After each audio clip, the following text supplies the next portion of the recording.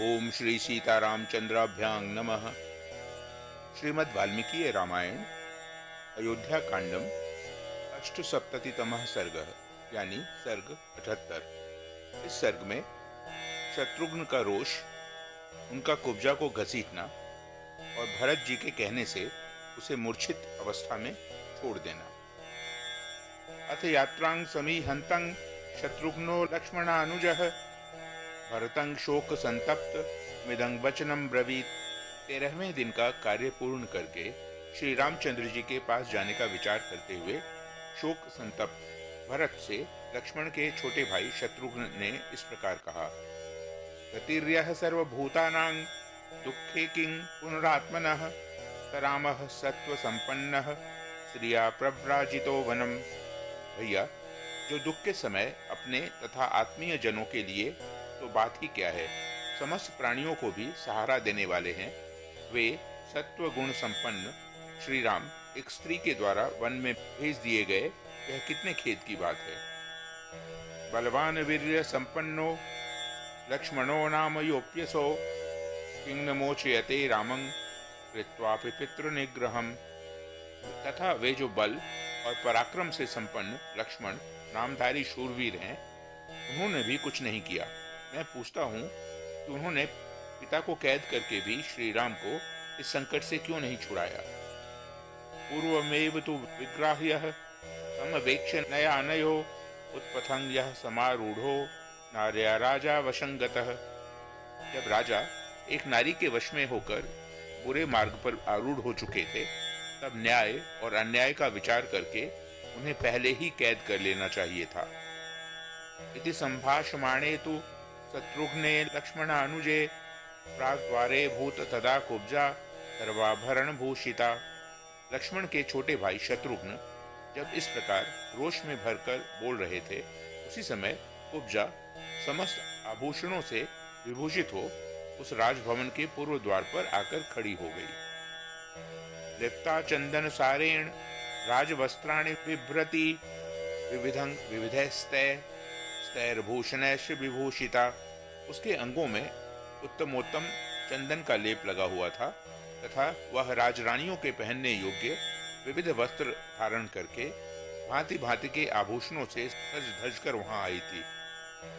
मेखला दाम भिश्चित्रैर न्यैश्वरभूषणैः प्रभाषे बहुभिर्बद्धा रज्जुबद्धेव वानरी। करधनी की विचित्र लड़ियों तथा अन्य बहुसंख्यक सुंदर अलंकारों से अलंकृत हो वह बहुत सी रस्सियों में बंधी हुई वानरी के समान जान पड़ती थी। तांग समीक्षे तदा द्वास्तो भृशं पापस्य कारिणीं वेत्वा करुणं कुब्जां शत्रुघ्नाय न्यवेदयत्।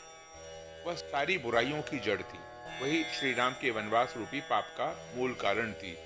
उस पर दृष्टि पड़ते ही द्वारपाल ने उसे पकड़ लिया और बड़ी निर्दयता के साथ घसीट लाकर शत्रुघ्न के हाथ में देते हुए कहा, यस्याः कृते वने रामो न्यस्तदेहस्य वः पिता सेयं पापा नृशंसा च तस्याः कुरु यथामति।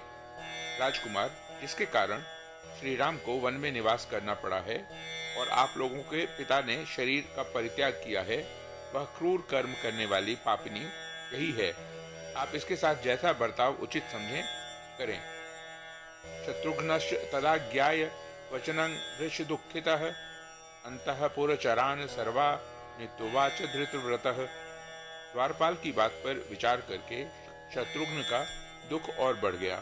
उन्होंने अपने कर्तव्य का निश्चय किया और अंतःपुर में रहने वाले सब लोगों को सुनाकर इस प्रकार कहा। तीव्रमुत्पादितं दुःखं भ्रातॄणां मे तथा पितुः यथा सेयं नृशंसस्य कर्मणः फलमश्नुताम्। इस पापिनी ने मेरे भाइयों तथा पिता को जैसा दुस्सह दुख पहुंचाया है, अपने उस क्रूर कर्म का वैसा ही फल यह भी भोगे। एवं मुक्त्वा च तेनाशु सखी जन समावृता गृहीता बलवत कुब्जा सा तद्गृहमनादयत। ऐसा कहकर शत्रुघ्न ने सखियों से घिरी हुई कुब्जा को तुरंत ही बलपूर्वक पकड़ लिया। वह डर के मारे ऐसे चीखने चिल्लाने लगी कि वह सारा महल गूंज उठा। ततः सुभृश संतप्तस्याः सर्वः सखीजनः क्रुद्धमाज्ञाये शत्रुघ्नं व्यपलायत सर्वशः। फिर तो उसकी सारी सखियां अत्यंत संतप्त हो उठी और शत्रुघ्न को कुपित जानकर सब ओर भाग चली।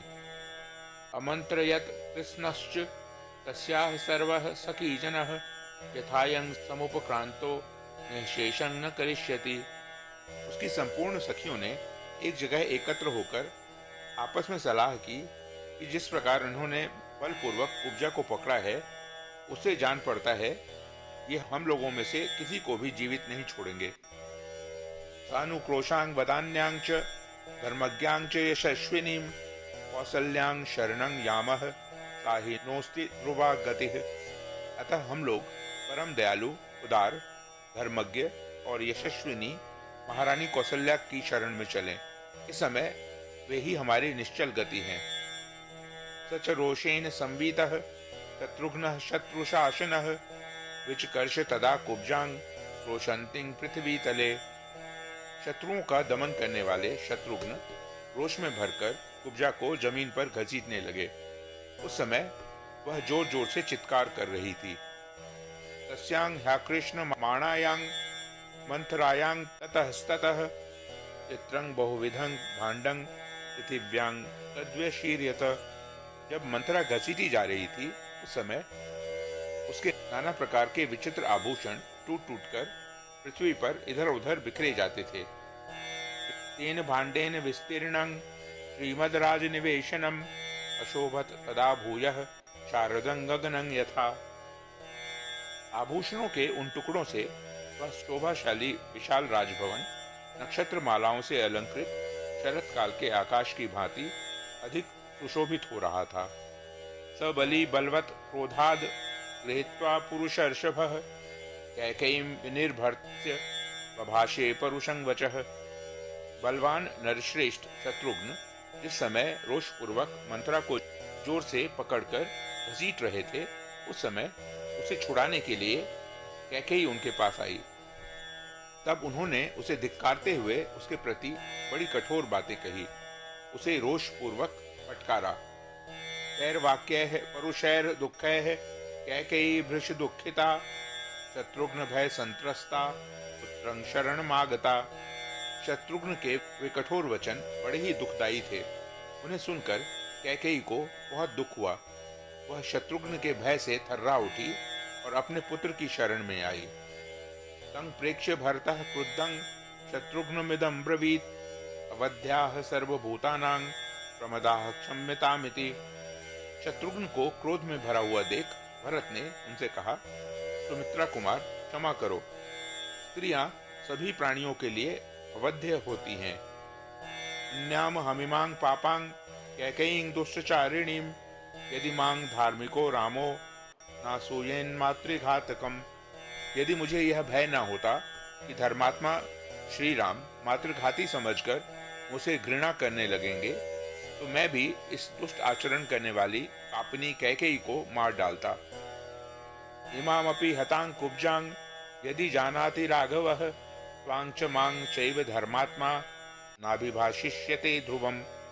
धर्मात्मा श्री रघुनाथ जी तो इस कुब्जा के भी मारे जाने का समाचार यदि जान ले, तो वे निश्चय ही तुमसे और मुझसे बोलना भी छोड़ देंगे। भरतस्य वचः श्रुत्वा शत्रुघ्नो लक्ष्मणानुजः निवर्तत ततो दोषात् तां मुमोच च मूर्छिताम्। भरत जी की यह बात सुनकर लक्ष्मण के छोटे भाई शत्रुघ्न मंथरा के वध रूपी दोष से निवृत्त हो गए और उसे मूर्छित अवस्था में ही छोड़ दिया। सा पाद मूले कैकेय्या मंथरा निपपातः निश्वसन्ति दुःखार्ता कृपणं विललापः।